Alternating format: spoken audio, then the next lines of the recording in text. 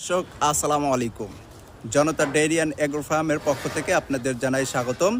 2026 কুরবানির এক্সক্লুসিভ শাহিওয়াল এবং সুটাম দেহের যে শাহিওয়ালগুলো হয়ে থাকে সেগুলো কিন্তু 2026 কুরবানিতে আপনারা বুকিং করতে পারতেছেন। আপনার পছন্দনীয় গরু কুরবানির বুকিং করতে যোগাযোগ করুন এখনই জনতা ডেইরি অ্যান্ড এগ্রো ফার্মে।